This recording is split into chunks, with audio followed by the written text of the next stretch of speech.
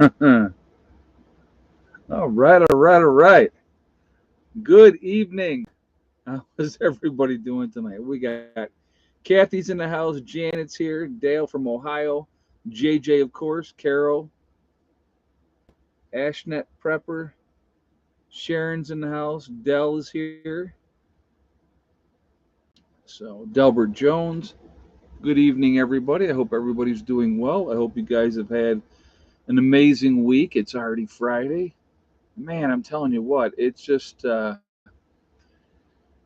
DJ's here. It's just amazing how fast the time's flying. I'll be honest with you. Here we are. We're at the 22nd of March already. We're already into spring now, technically, even though some places are still getting snow. I know I called back up to New York yesterday and they got some more snow yesterday. So I said, good for them. I was happy for them. I'm glad they got some snow because we did not have any down here. They were having snow, we had sunshine, so I was all right with that. Another reason why I'm happy to not be in New York anymore. So, all right, wow. Anyway, before we jump into anything, I would just like to remind everybody that this is a very family friendly oriented channel. I would ask you all to please be decent in the chat. No racism, no nastiness. Please be kind to each other. If you cannot follow those very simple, easy rules, those awesome people lit up in blue with the blue wrenches are going to boot you out of here because we are not going to tolerate that. So just putting it out there ahead of time so everybody knows the rules and we'll be good to go. I love it when I've had people say to me, and I'll tell you in just a second,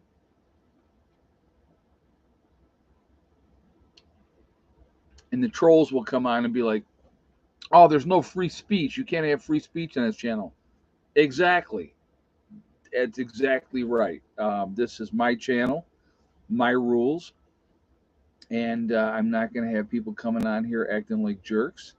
And we're just kind of we're going to be decent with each other. And if we can't be decent, then you're not going to be here. It's as simple as that. I mean, I don't get it. I don't understand what people are not understanding about that. I know people like to try to do the hating, and that's okay, but not going to happen here. So, I mean, they're going to try. Of course, they're always going to try, but they won't be around long because I got great moderators that that's what their job is. They watch for that, and and I'm gonna and I've said this before, guys, and I'm gonna say this again.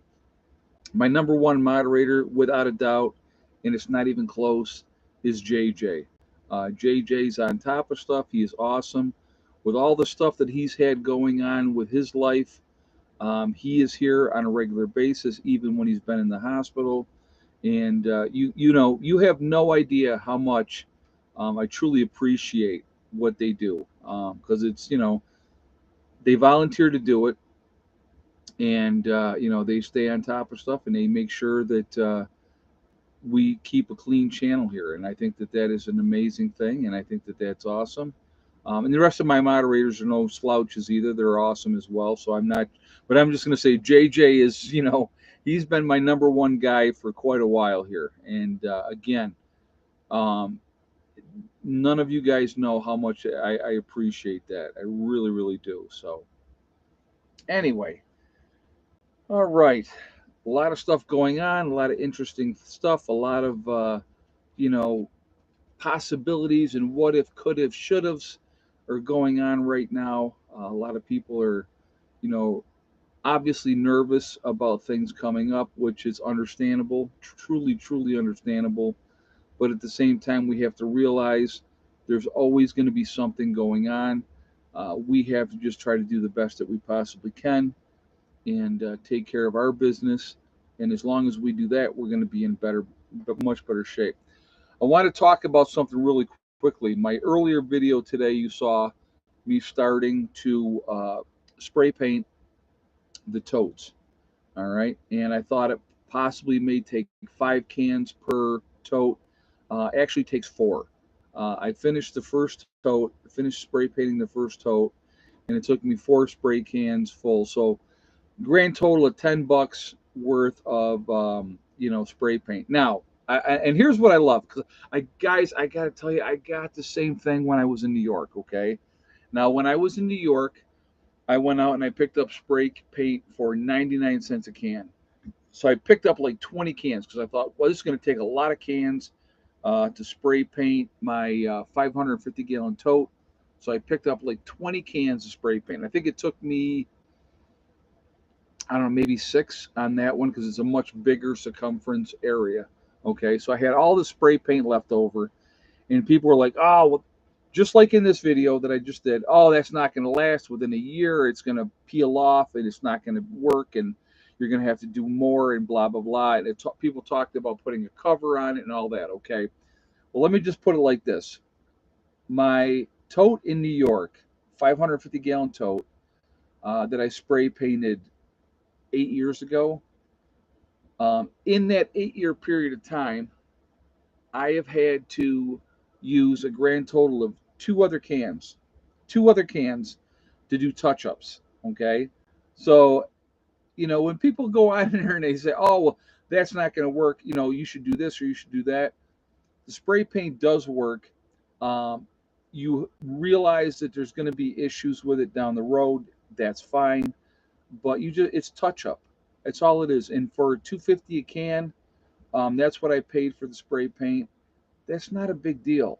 It's not a lot, and it's actually still cheaper than buying the cover, which is not going to last long term. The spray paint's going to be there. If I have to do touch up every little bit of time, no big deal. Hey Ed, you could pantyhose totes purple and they would still keep the light out. Exactly. Yeah, I mean, whatever color you're using, you're just using it to keep the light out. That's all you're using it for. So I had picked up 12 cans of spray paint, um, figuring that I would use at least five. I used four, like I said. So right now I have enough spray paint to do two more totes, and and that's what I'm going to end up doing. And the water's not going to leach, or the chemicals are not going to leach in from the outside in. The plastic is fairly thick, so the inside plastic is what you need to worry about. Okay, so I got a lot of purple paint. That's why I asked. Purple works just as well, as long as you have a dark. I don't care if you use red, orange, whatever color you want to use is going to work perfectly well. The game plan is to keep the light out of the totes so you don't get algae and stuff built up in the totes. The inside of the totes are good. Hello. Um, the inside of the totes are good. They're not a problem at all. So I like to use black just because actually I like black as a color and it works. And so, yeah, even white paint. Exactly.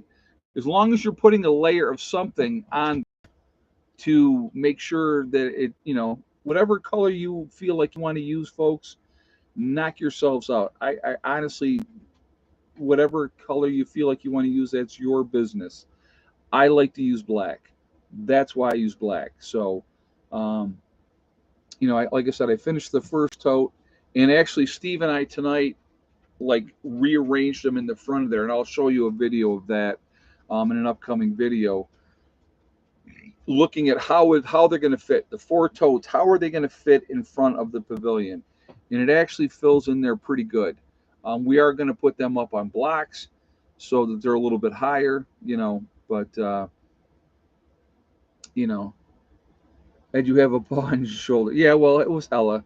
She was coming up to say hello, so she has to do her thing. But anyway, so that's the thing with the totes. Uh, it's if you want to use a cover, folks, use a cover. There is no absolute right or absolute wrong on how to do it. I just know what I used in New York, and yeah, and it'll heat up the water as well. Black is going to heat up the water. Absolutely is going to heat up the water, and then I can use that for showering or whatever else I want to use it for. But it's just it works. I'm a big believer. Hello, family. Can you send out one each corner instead, and we can have room for a patio and a fire pit? Yeah, we could do that too, Sandy. That's any way that we decide to do it. I definitely would like to have a patio out there and a fire pit. Well, we're going to have the fire pit. The fire pit's going to get moved anyway. So we're going to do that. But yeah, we can. That front area is a perfect spot to put a patio in. We could even do like a little walkway on the side that we could walk out to the patio, so you're not walking through the mud. All that can be taken care of. But yeah, we'll have to figure out exact. I just kind of rearranged them just to see how they would fit if we put all four in front. But again, we could do all four in the corners. It doesn't matter, as long as the roof is catching. I mean, we gotta have to have the angle, so that it catches.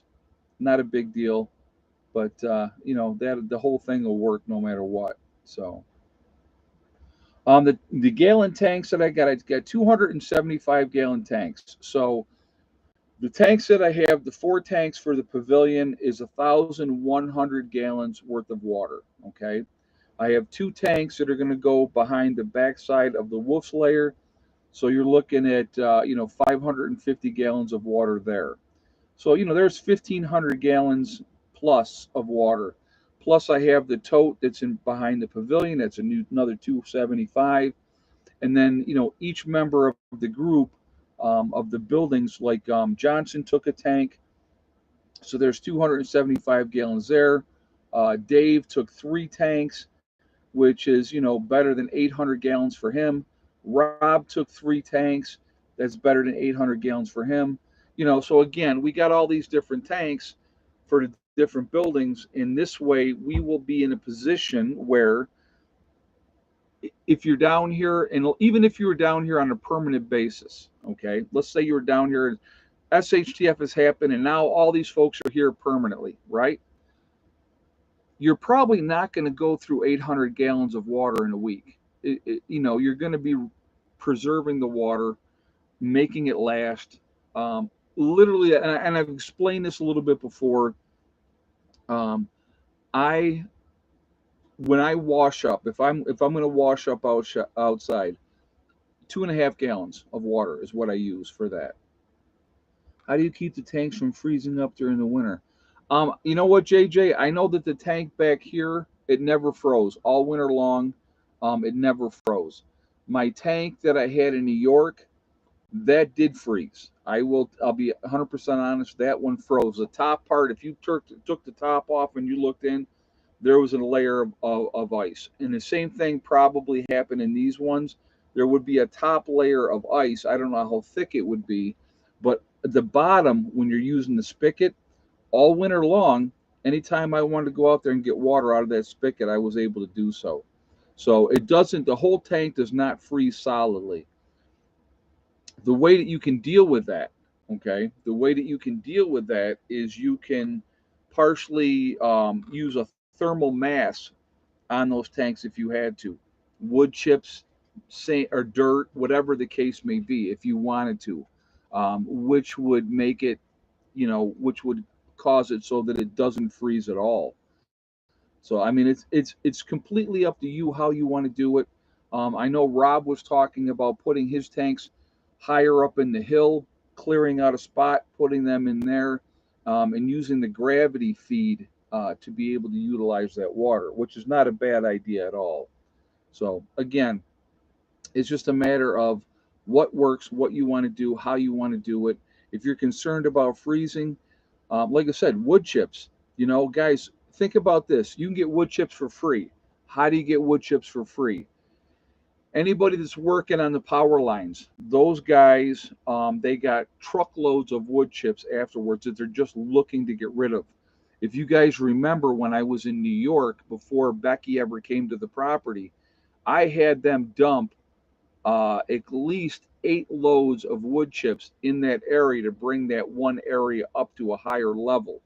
And that's part of that area is where Becky's house is up there now. That area sat lower. I put a bunch of wood chips in there, spread them all out, and that made a huge difference as far as building up that property on that spot. You could use the same thing for the tanks if you wanted to. You could get the wood chips and basically bury your totes to still be able to utilize the tote from underneath, but that would be a thermal mass, and that'll keep those totes warmer, especially with the wood chips. Because if you remember when I had the wood chips delivered up in New York, what happened was it'd be colder than cold out, and those things were steaming. Those piles of wood chips would be steaming because of the heat coming off of them. So that's an option. So it's totally up to you guys how you want to do it. You know, we're going to see what'll work here, and we'll go from there. But like I said, that one tote that I have up here never froze. So I mean, I don't know if I never looked at the top. I never took the top, um, filter off to look in there, but I know that the bottom never froze all winter. So that's just. So what do we got? 280 in the chat, guys. We got 108 thumbs up. If you have not shot a thumbs up yet, I'm going to ask you to please do so to show support for the channel. I do really appreciate that. It really does make a huge, huge difference with the algorithms. So I thank you for that reason as well. And I do appreciate it. Again, if you are not subscribed to the channel, please subscribe. Make sure you hit that bell icon to get all notifications as well. And I thank you ahead of time for that as well. Michigan Lifestyle said about 7.5 inches of snow here in Michigan. Lovely. Awesome. I hope you're enjoying that. I don't miss it. I can, guys, I'm going to tell you, this winter down here, we maybe altogether, maybe 20 inches of snow, if I had to guess. And I know New York had a mild winter again as well, but that's not. I'll take that all day long. You give me, if you said to me every year you're going to get 20 inches of snow, I'd be like, okay, I'm good with that. I can live with that. That's fine. That's just all part of it. So, but anyway, but yeah, so we're going to talk about, obviously, the topic of this video. You had a bunch of illegal immigrants. And see, this is what kills me about this, folks. Okay, so let's just break this down, all right?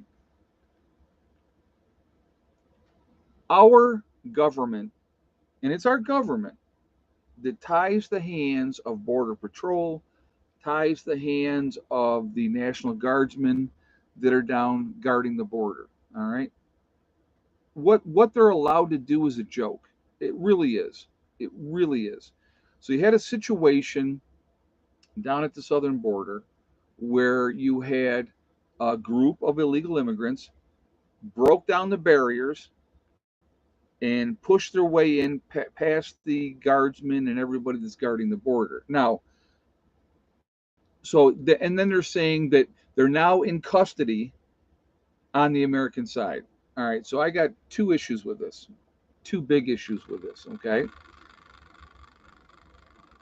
Here's a thought, just a thought. Throw a few rounds into that crowd. Are they going to keep coming across and trying to break down the barrier if you shoot the first dozen or so of them? My guess is no. My guess is they'll realize, hey, this is not a good idea, and these people will shoot at us if we try to do this, and they will back off. That's one point, okay? My second point is, if we captured these people, why did we not immediately put them back on the other side of the border? Why are we holding them in custody? Lone Wolf Prepper said, Ed, can you give a shout out to my channel? We need more people to help get the word out.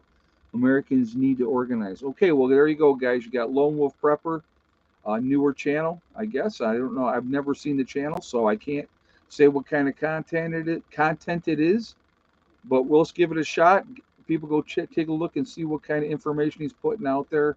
And there you go, brother. I hope that helps. So, again, our hands are tied as a military, as a national guardsman. It's absolutely ridiculous that we are not allowed to defend our southern border or our northern border, for that matter. If you put a few rounds down range and let them know, no, this is not acceptable, or you have a buffer zone. What about that? And here's a weird concept. You can make the buffer zone on the American side, bring the wall back 20, 30, 40, 50 feet, right? And mine that area. I will guarantee you that they're not going to be so gung ho to go trying to climb over and try to get to the wall if they know the area before the wall is mined, right? Just another thought.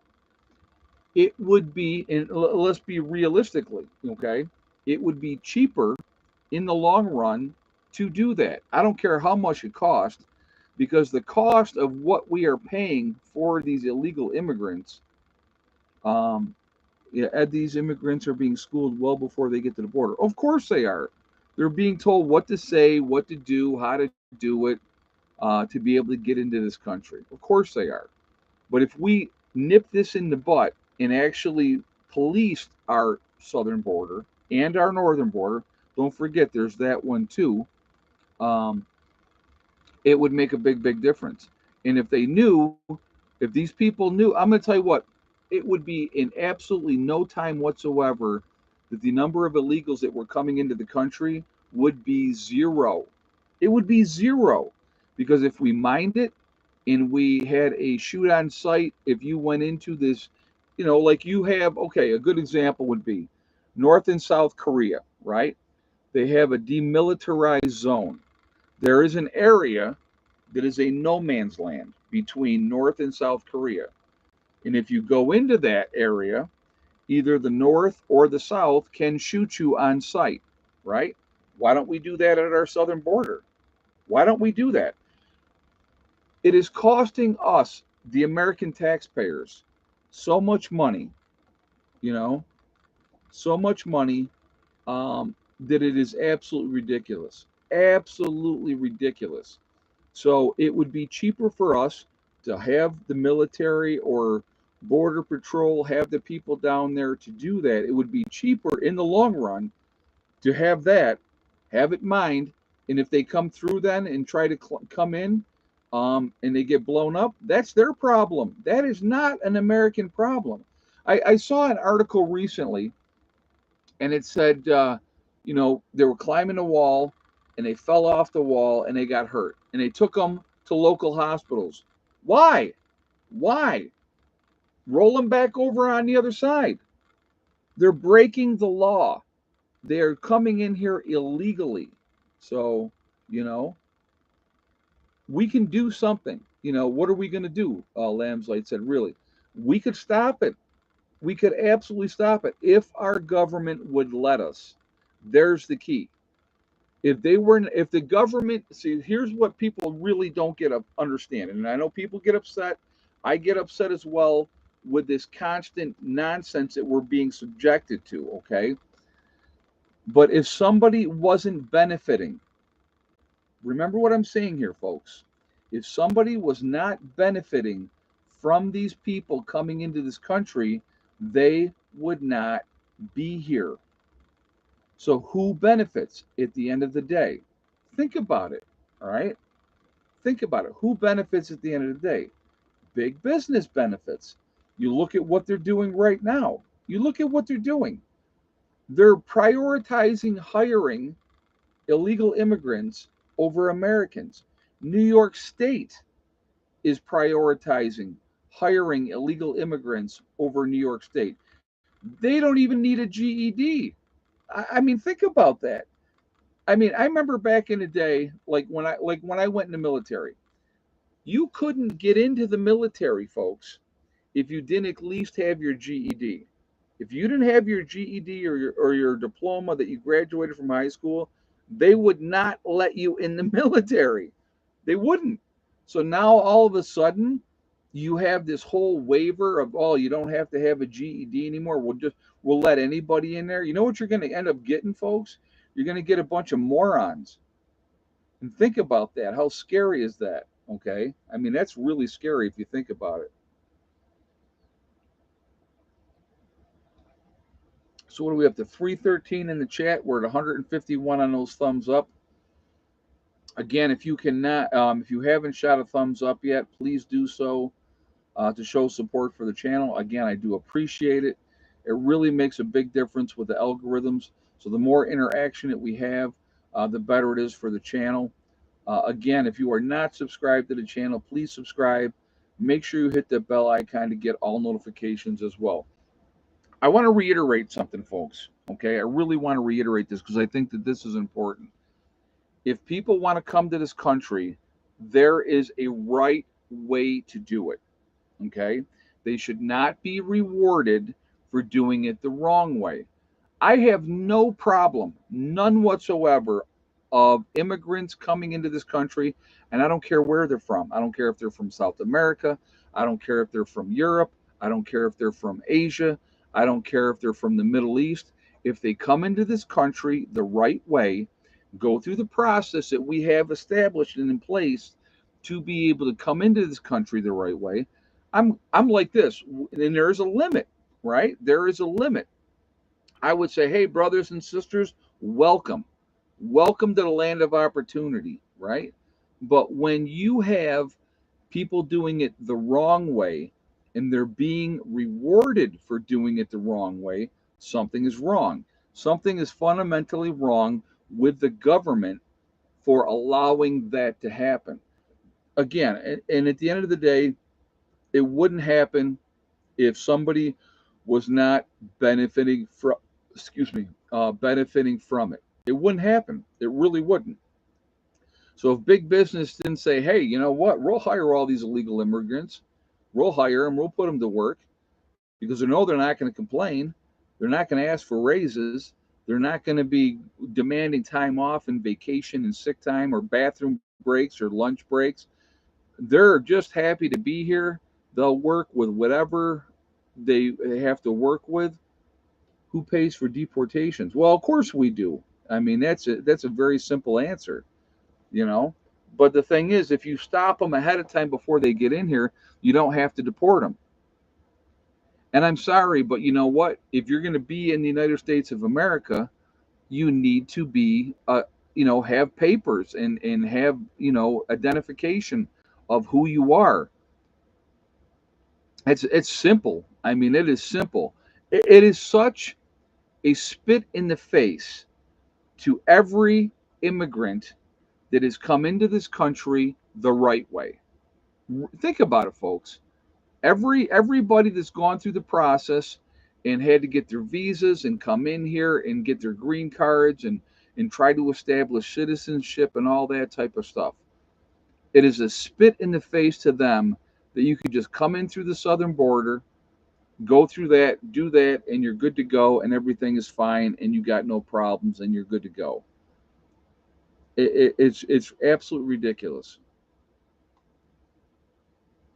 But it just, again, when you think about it, the key to anything, guys, honestly, when you're looking at stuff, it always comes down to a very simple thing: follow the money.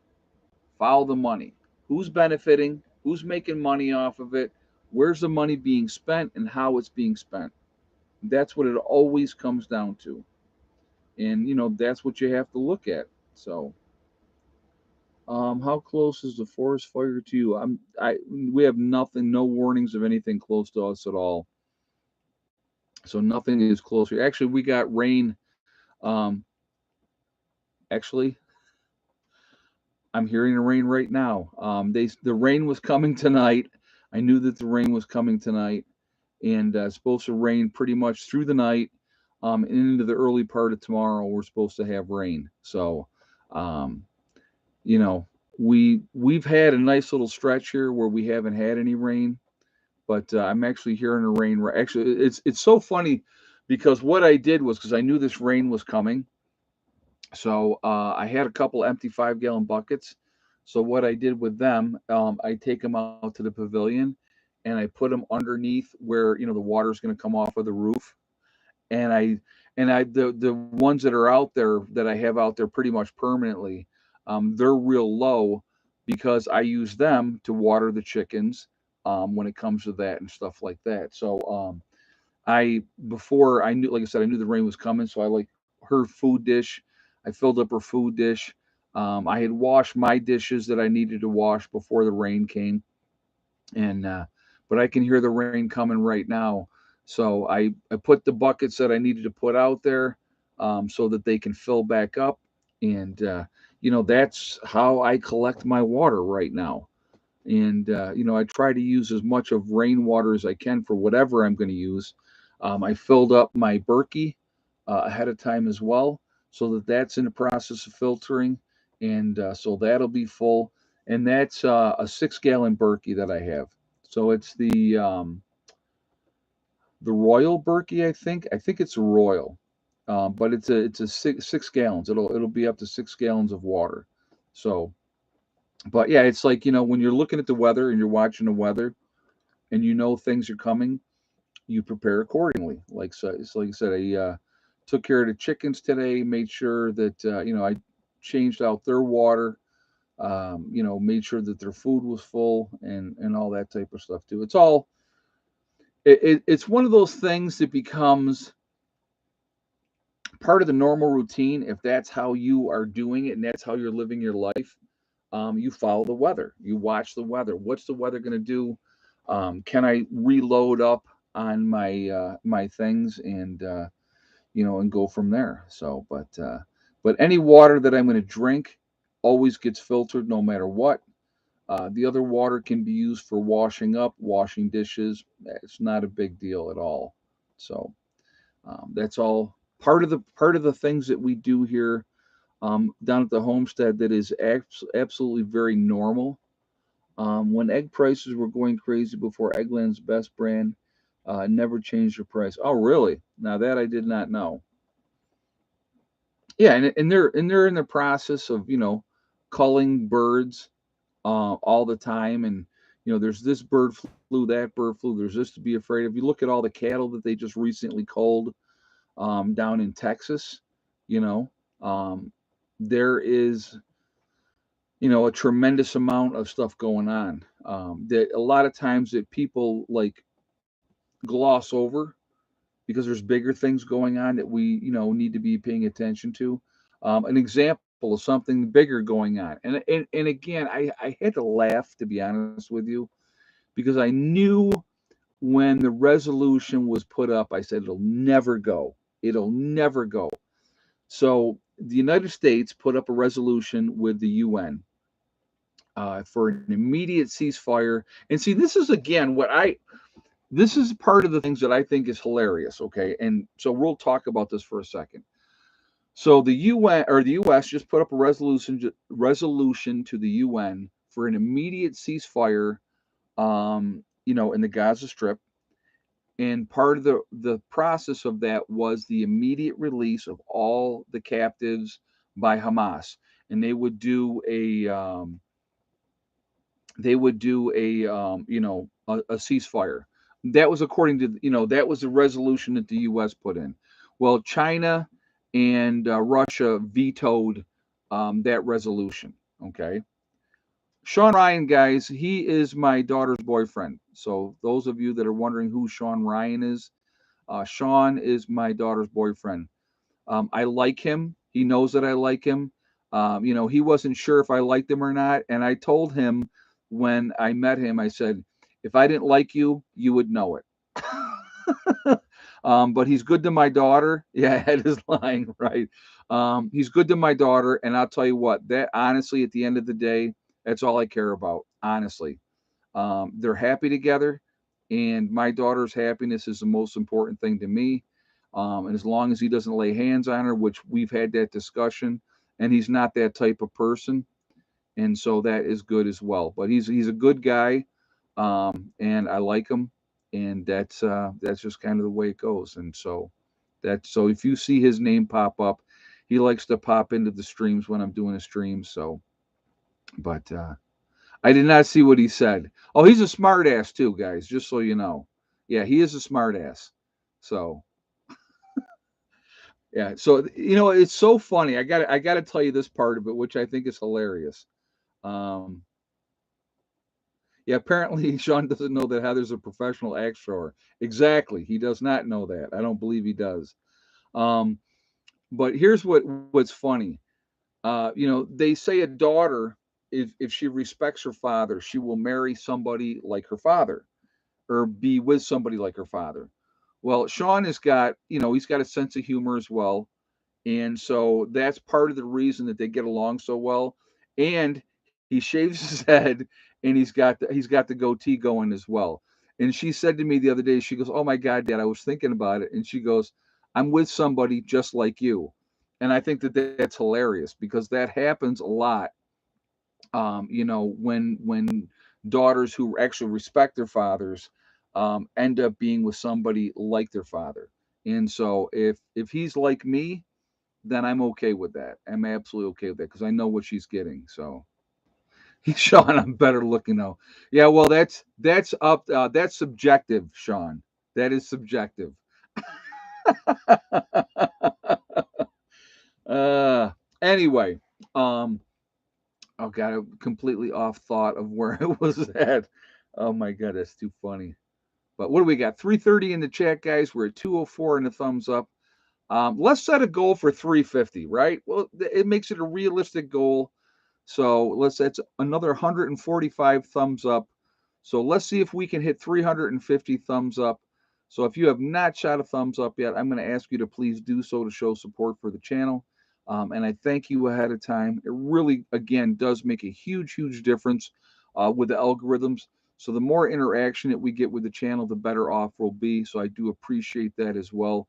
Again, if you are not subscribed to the channel, I would ask you to please subscribe. Make sure you hit that bell icon to get all notifications as well. And I thank you ahead of time for that as well. So we're at 219. So the goal is 350. So let's see how close we can get, or if we can get over that, that would be awesome. So, but anyway, so where was I talking before we were so rudely interrupted by Sean? Trying to remember what I was talking about here.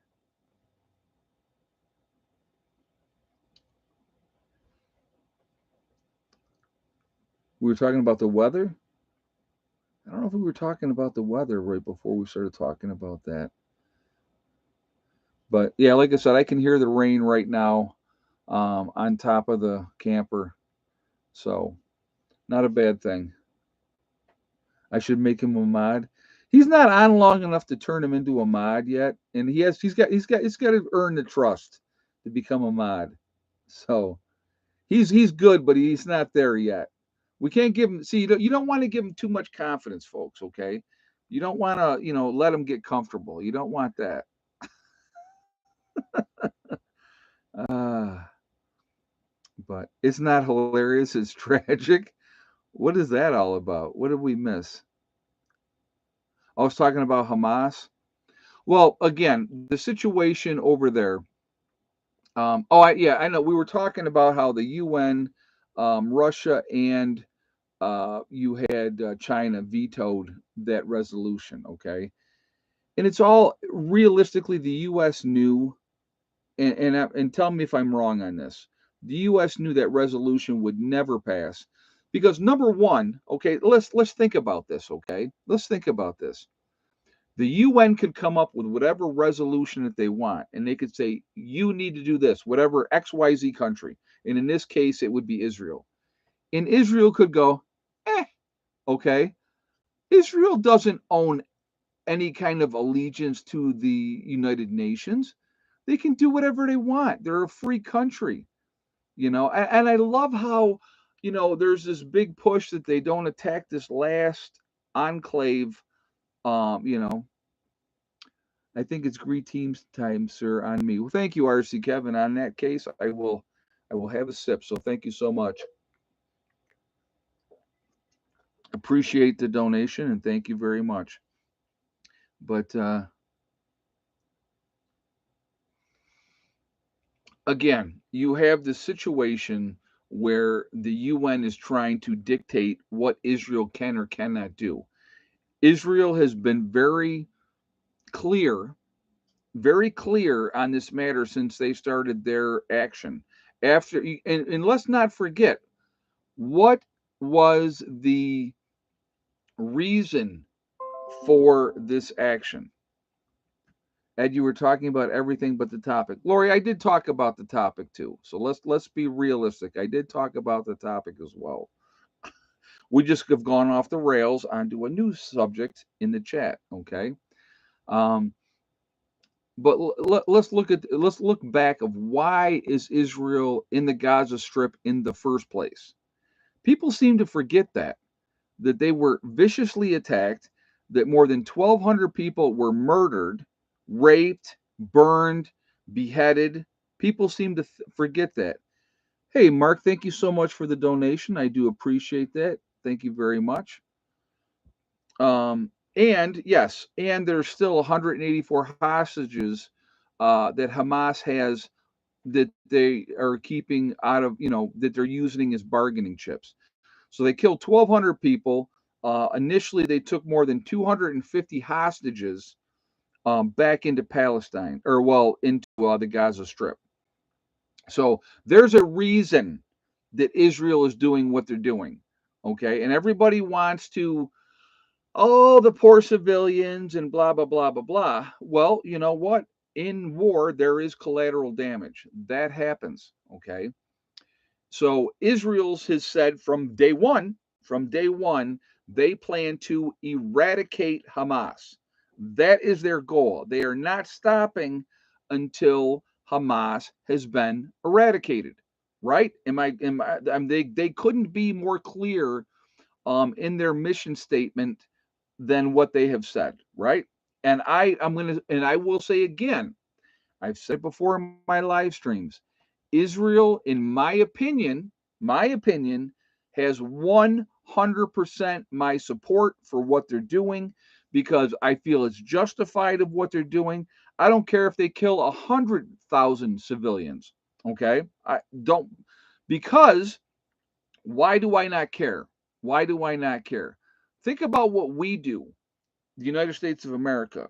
When we have a target that we decide we want to kill, if we decide that Joe Blow over in this hut over there, and he's got his wife and his kids and his uncles and his sisters and his brothers and everybody else in there and a whole bunch of kiddies, we're still bombing that building and we're going to kill them all because long as we get our target, right? Collateral damage. That's what they call it, collateral damage. So we do it. So why is it okay for the United States to do it, but it's not okay for Israel to do it, right? And I think Israel's been fairly restraintive on what they've done to try to limit the number of casualties, civilian casualties. But when you have an enemy that hides behind civilian targets, it makes it very difficult to do so. Okay, let's just be honest. I 100% support Israel. I will never waver in that support of Israel. That's where I stand. If you don't like that, that's a you problem. That's not a me problem. All right. Palestine, or if you want to call the Gaza Strip or whatever you want to call them folks over there, why? Here's another question. I'm always full of questions.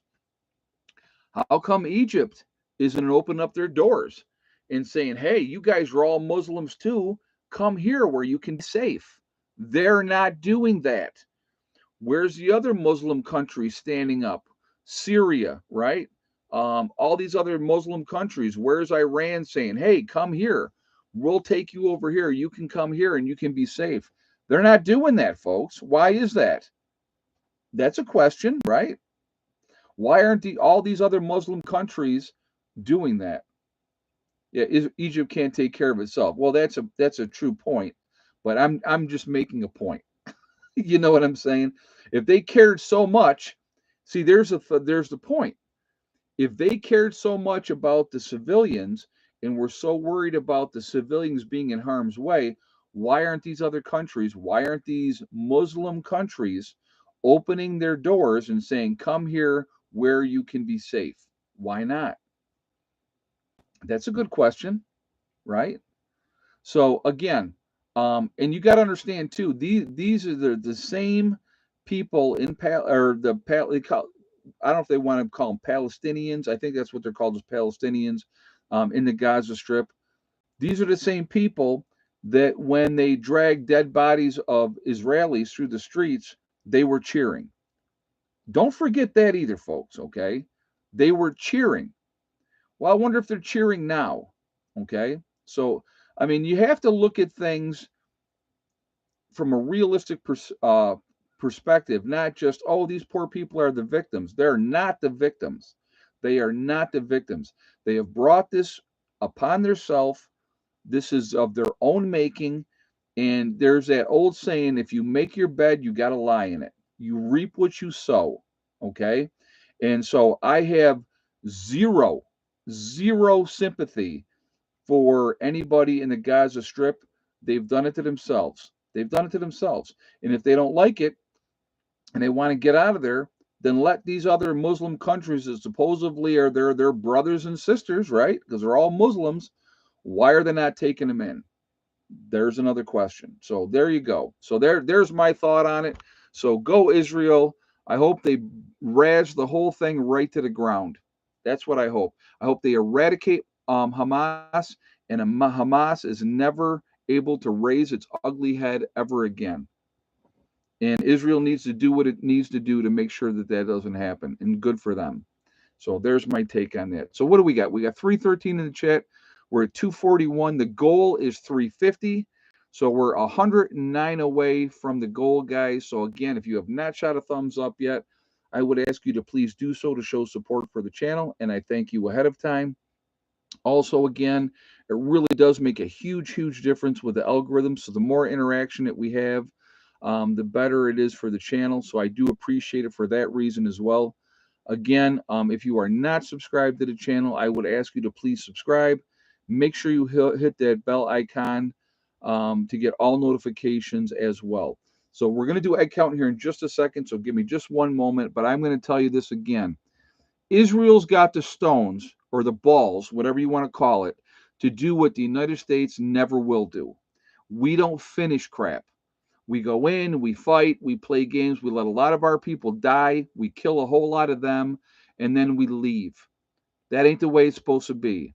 If you go in and you wipe them out, they can never fight you again. End of story, period. And so that's why I say, rah, rah, go Israel. So there you are. If you don't agree, that's perfectly fine. You can think whatever you want. I don't care. Okay? So anyway, how many eggs and yes or no did the white hen lay today, starting right now? So go ahead and get your guesses in, guys, and we will go from there.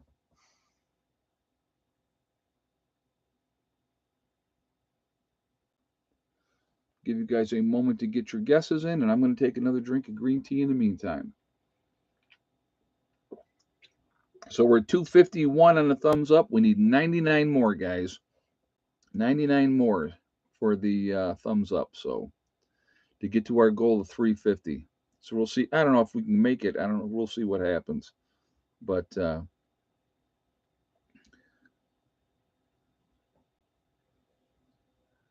Full of Hope says, hey, I'm retired. Good for you, Full of Hope. Congratulations on that. That's awesome. Yeah, congratulations on that.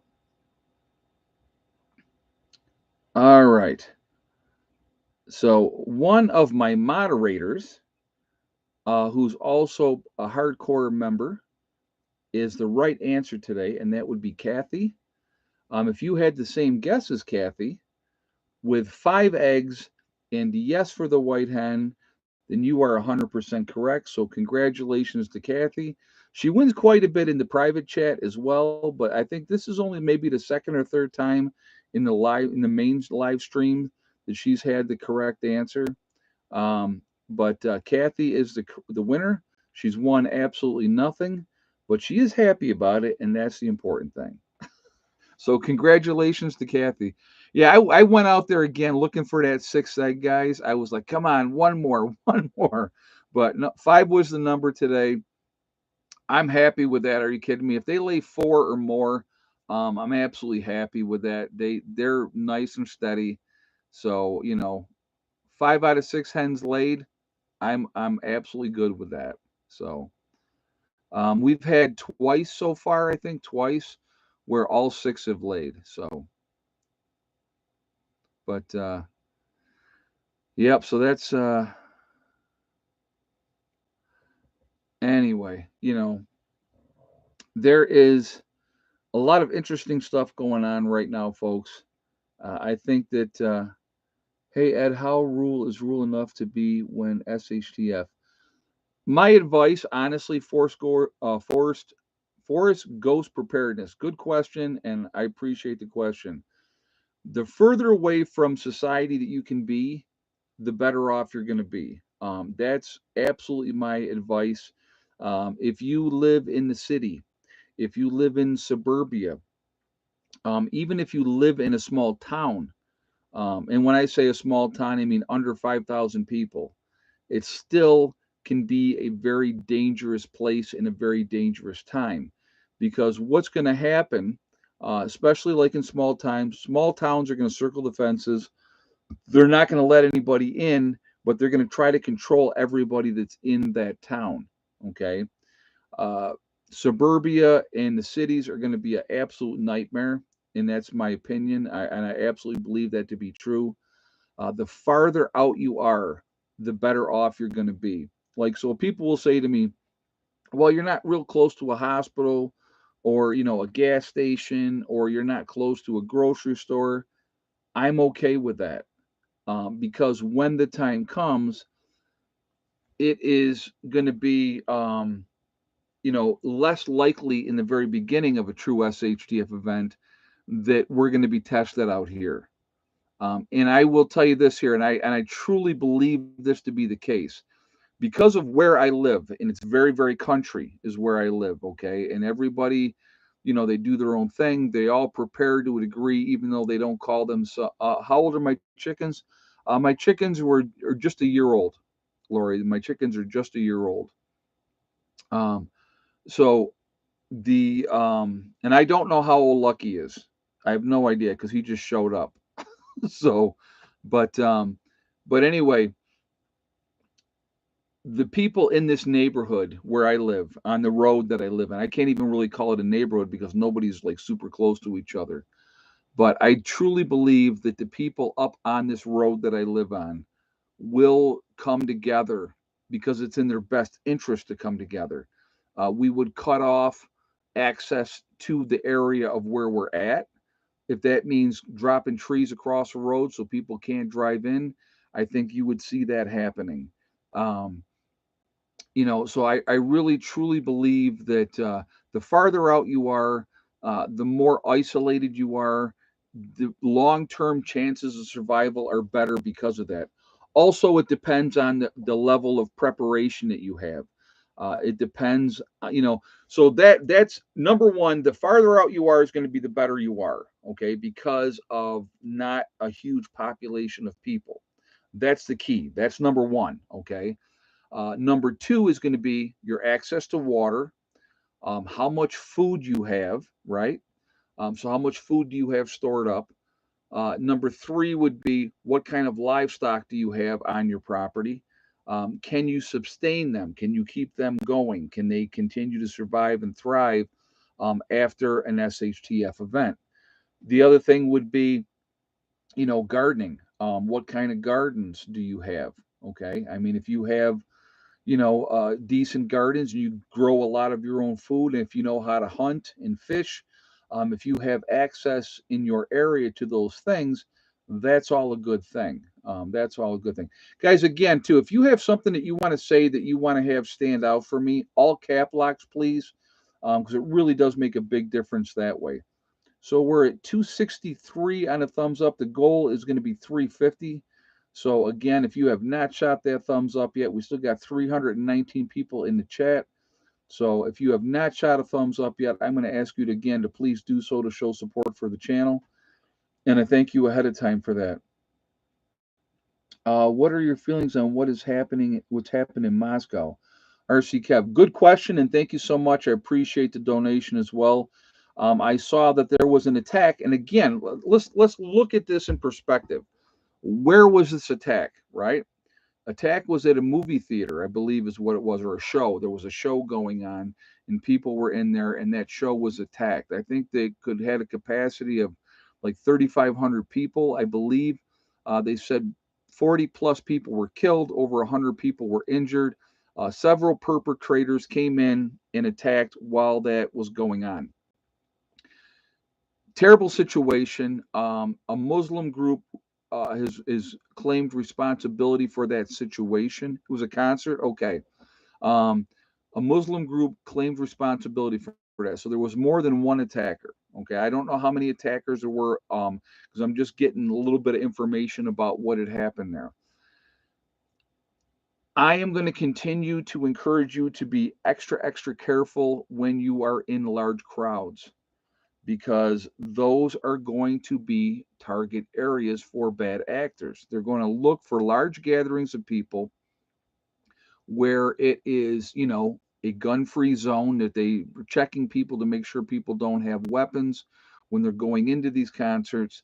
And so when they attack these type of events, they realize that they're not going to get a lot of resistance other than maybe from security or whoever is there, to police the event.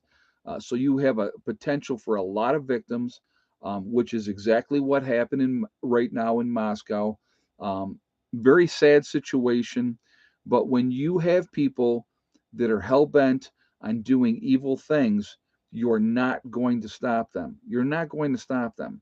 And it's unfortunate that that type of a situation happened when you have people going to an event to have entertainment, to escape, to get away from things.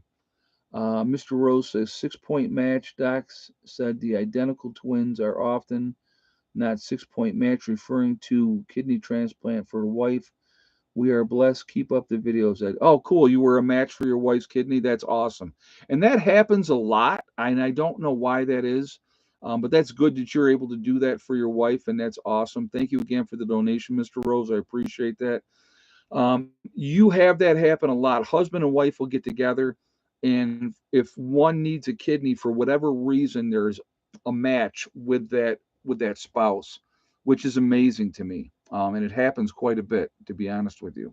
So, but but yeah, it's an unfortunate event that happened over there, with those folks, and my thoughts are always with them. Anybody that has to deal with that kind of a tragedy, you know, the Lamb's Light said, I have to admit that I'm scared. There's nothing wrong with being afraid. Okay. Um, if you weren't afraid, you'd be foolish, in my opinion. We should all be afraid, but it's how we channel that fear and what we do with that fear. If you're afraid and you sit in the corner and you cry yourself to sleep, that's not doing any good. Okay. That's not doing any good. But if you're proactive and you say, okay, yeah, I'm scared, but what can I do? What can I do as an individual to make sure that I do not become a victim?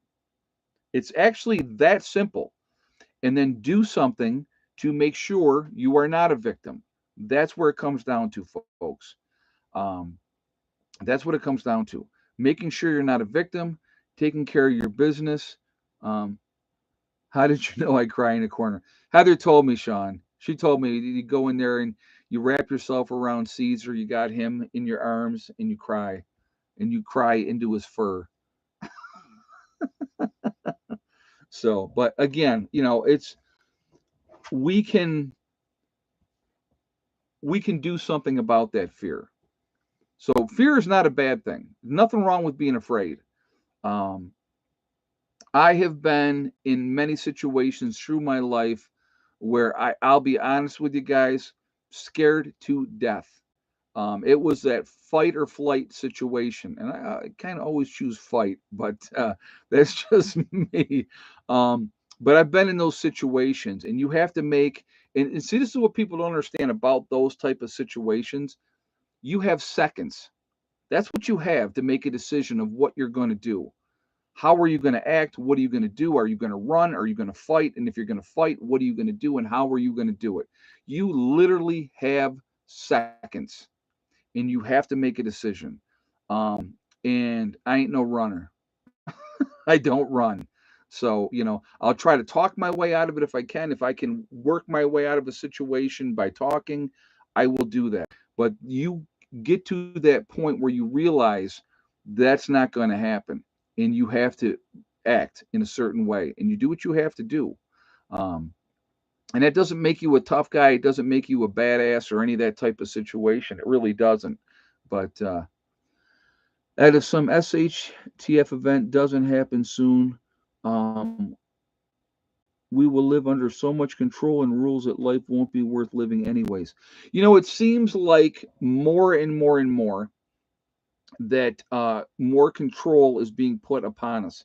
And at some point, there's going to be either a breaking point with that or something is going to happen, Nick. And I agree with you 100% on that. They are trying over and over and over again to be more and more restrictive of what we can and what we cannot do. And that's unfortunate. But we, realistically, Ed, I was taught that when fear turns to anger, the enemy is in trouble. Yeah, that's pretty much the case, Tony. Like I said, I don't like to fight. I'll be honest with you. I really don't like to fight. But when I do, when that flip gets switched, when that switch gets flipped, I should say, I love it. And there is no off switch. So that's why I try to avoid it as much as I possibly can.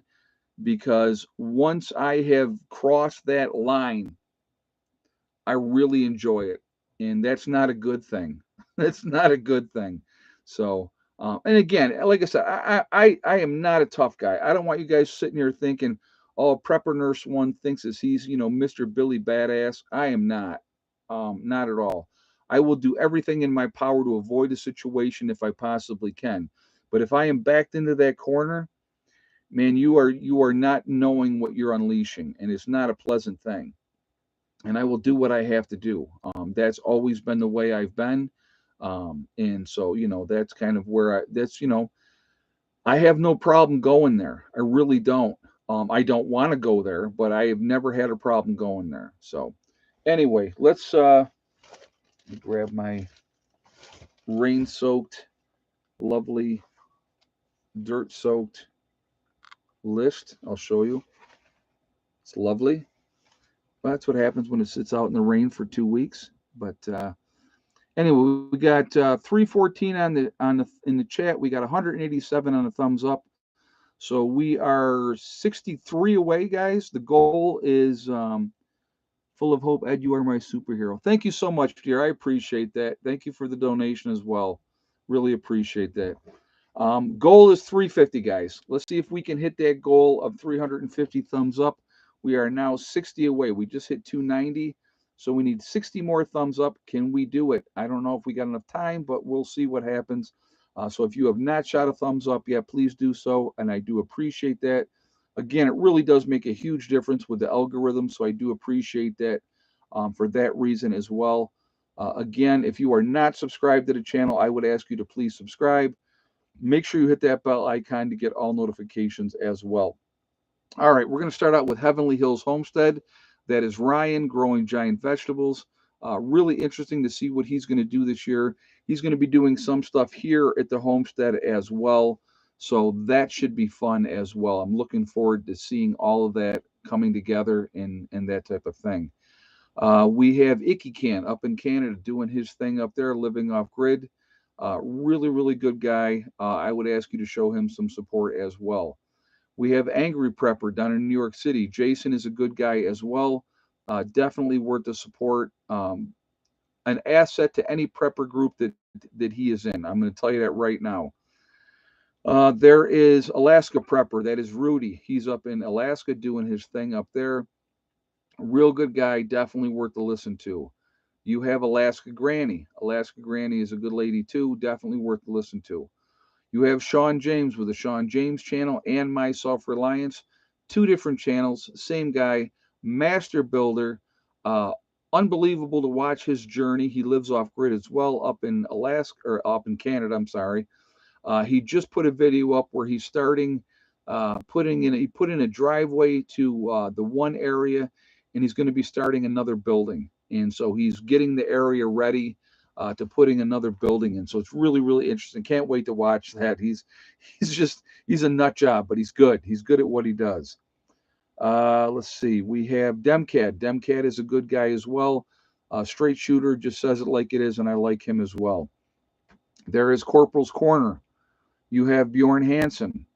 There is 80K Man up in the Adirondacks doing his thing up there. There is Bizariza Jizza, who does the Carrington Chronicles. It's a really interesting series. Definitely worth the listen to. Definitely can pick up some tips from that series.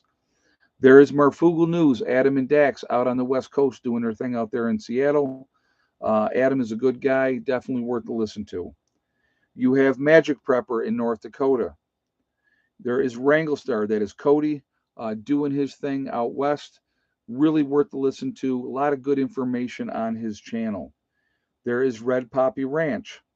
You have Survival Lily coming at you from Europe, giving you all the information of what's going on there. You have Kyle's Cabin up in Minnesota. Kyle and Sierra doing their thing up there, living off grid, nice young couple. There's Bush Radical and Girl in the Woods, husband-wife team. They're good people, definitely worth to listen to. A lot of good information on their channels. There is Green Greg's. You have Southern Prepper 1 with his Boots on the Ground series. Definitely worth to listen to as well. There is Gray Man Prepping. You have Doug and Stacy. Doug and Stacy have been around for a long time. Good people, a lot of good information on their channel, and definitely worth to listen to. There's the Nomadic Movement down in Panama, a nice young couple down there living off grid. Definitely interesting to follow their journey down in Panama. There's the Green Dream Project out in Arizona. Nice young couple out there living in the desert, showing you what it takes to live in the desert. There's Camping with Steve. That is Steve Wallace doing stealth camping. Just more fun entertainment, but you can definitely pick up some tips from what he's doing. There's Bush Doctor Survival. You have Monkey Works. There is the Needy Homesteader. She's been around a long time. A lot of good information on her channel as well. Boss of the Swamp, another master builder. Very interesting to watch what he does. Very entertaining as well. You have Diamond with the Oppenheimer Ranch Project. Diamond is a very smart guy. Anything you want to know about the Grand Solar Minimum, he can let you know about it. There is Patera with the Appalachian Homestead. Straight shooter, she says it like it is. Definitely worth a listen to. There is City Prepper. You have Lumina Acres.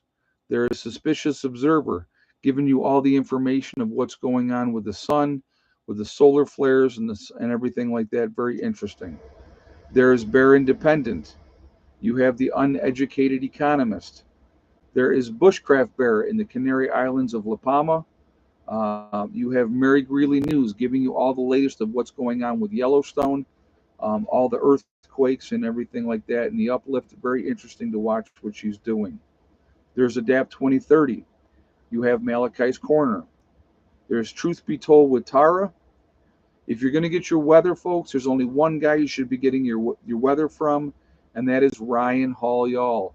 Ryan Hall is a good guy, very passionate about the weather. Definitely gives back to the community in a huge, huge way when there's a disaster. A lot of respect for him. There's Russell Brand. I like Russell Brand as well. He gives you the information. He lets you decide what you want to do with it. There's Deep South Homestead, another very family-friendly oriented channel. Definitely worth to listen to. You have The Outsider up in Maine.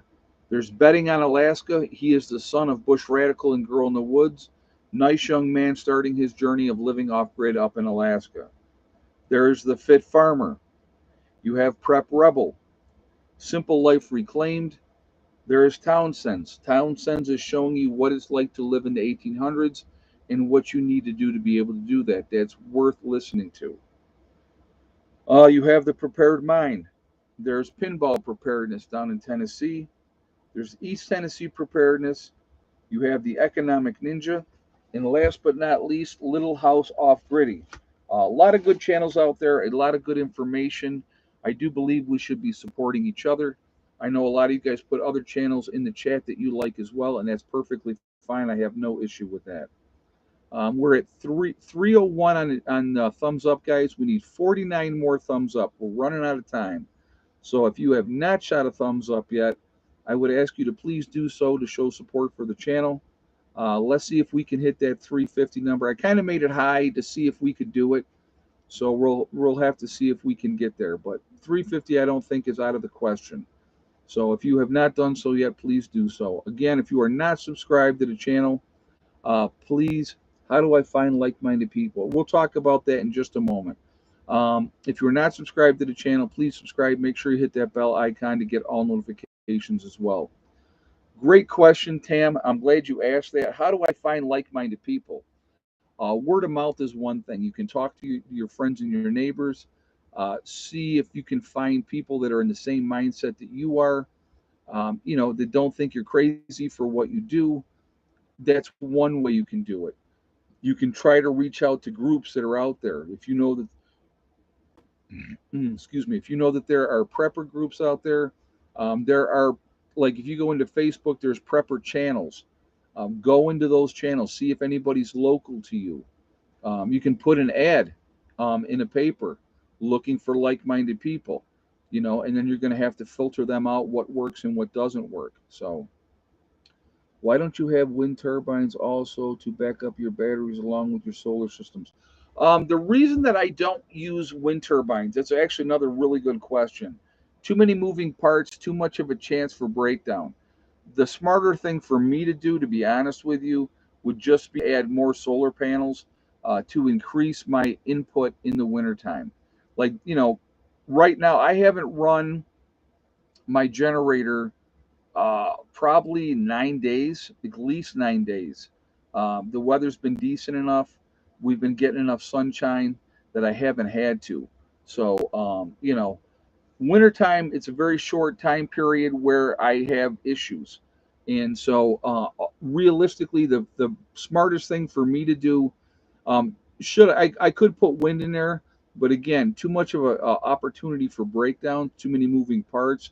So that's realistically the simple answer of why I don't do wind.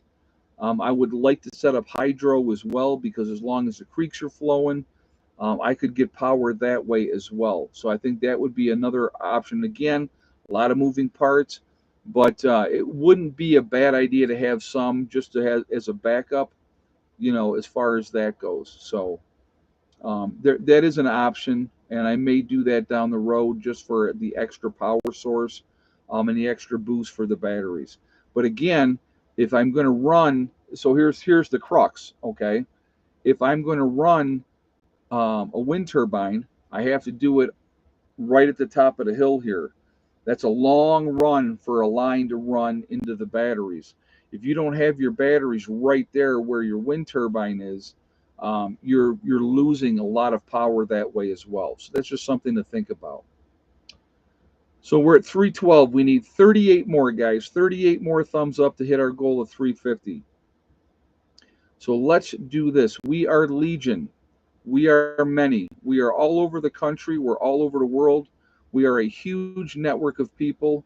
Where is everybody from? Let's do that right now and get that out of the way and do that.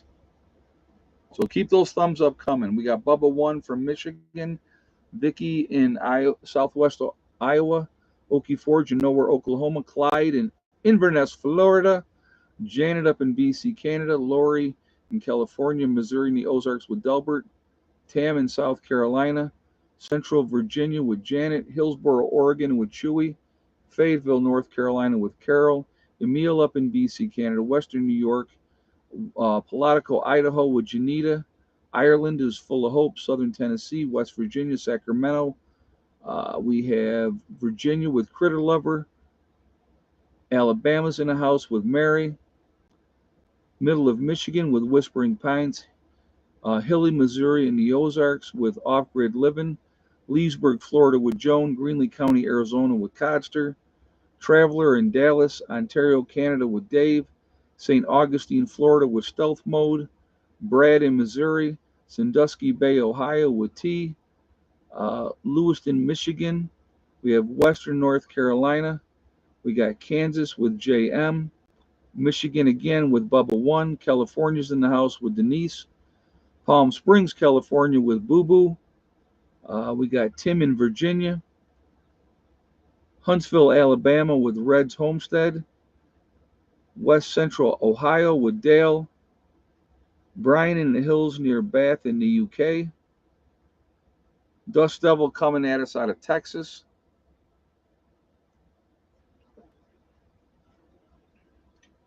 All right. So again, all over the country, folks, all over the world, we have a huge network of people.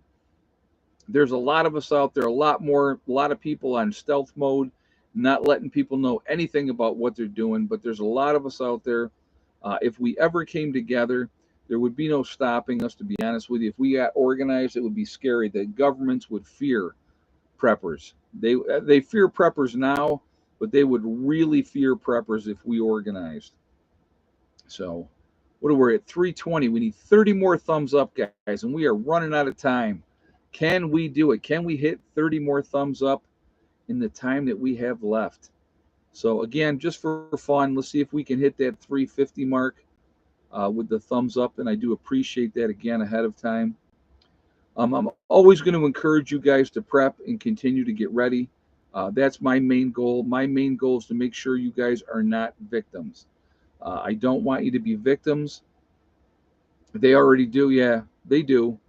I don't want you guys to be victims. I want you to be able to, when the time comes, not have to rely on a government to help you to get you through whatever event may happen, that you can rely on yourselves and take care of your families. That's my ultimate goal. I've had a lot of people contact me through the years and said, this event happened in my region of the country. And because I listened to you, we were ready for it. And because we were ready for it, it made it that transition in dealing with whatever event that was. Um, yeah, the egg count, Carolyn, was 5 eggs today, and yes for the white hen. We do that at 8:45. Yep, that's always at 8:45. So, but again, just take care of your business. Control what you can control. And I love that when people send me those emails, because that's what it's all about. It's being ready for whatever may happen, and when it happens, dealing with it accordingly. If we have a major event, which in the long run, I see it very likely happening, you know, an ad interrupted the egg count notice. Oh, it did. Okay, sorry about that. But Sean, Heather beats me. You probably deserve it. If Heather's beating you, Sean, you probably deserve it. So, oh, okay, Carolyn. Sorry about that. Yeah, I didn't realize that an ad had come up at that time. So we're at 322. We need what 28 more. It don't look like we're making the goal of 350. I did set the goal high, but you know. So anyway, guys, I want to thank my moderators who do an absolutely incredible job keeping the chat clean. Very much appreciated, ladies and gentlemen, that moderate for me. Thank you so much for what you do. It means a lot to me, and it makes me focus on just being able to take care of the chat, and you guys take care of the garbage, and I appreciate that. It means a lot. I want to thank all you guys for being in the chat as well, supporting the channel. I really do appreciate it. Without you guys here, I would not be here either. So really much appreciate the support for the channel. Hope we learned something. That's the goal, is that we can come together with like-minded people. There's too many times I can remember when I first got into prepping that people said, oh, you're crazy. Nothing's ever going to happen. Why do you bother? Blah, blah, blah, blah, blah. And I found that the internet and finding like-minded people was such a relief, and it was so you know a justification, I guess, to my mindset and where I was at and what I was thinking. And there's a lot of us out here that think the same way, and I just, again, it's another form of insurance. So I think it's a good thing, and I think it's a smart thing. Remember, folks, we truly are all in this together. We are one race called the human race. As soon as we can figure that one out, we're going to be in much better shape. We have to stop letting them divide us. They use race, religion, political affiliation. These are all tools used to keep us fighting amongst each other. They don't mean anything. They don't, at the end of the day. We all bleed red. We have to come together and focus on the real problems, which is big business and the government. If we could ever do that, they would absolutely be trembling in their boots. and they would definitely change things if we came together. Also, remember, guys, to hug and kiss the ones that you love. Tell them every single day. Tomorrow is not guaranteed. We never know what's going to happen in life. So it's really important that we tell the people that we care about every single day how we feel. Last but not least, STD, step, thing, and day. One step at a time, one thing at a time, and one day at a time. If you follow that mantra and you set realistic goals that you can meet, you can accomplish anything that you set your mind to. The only one that's going to stop you from achieving those goals is going to be you. That's it, nobody else. If you stay positive and stay away from the negativity, you're going to be just fine. That's the key, folks. That's the key. So just stay focused, take care of your business, and you're going to be okay. All right. And, stay away from negative people that want to tell you what you can't accomplish. That's important as well. All right. So we hit what, 328? So 22 short on the thumbs up today. It happens. I did kind of set a high goal when we set it, but that's okay. Um, Everybody be safe, keep prepping, take care of your people that you love, take care of your families, and you're going to be okay. All right. Have a great night. I will talk to you all later. Prepper Nurse One out for now.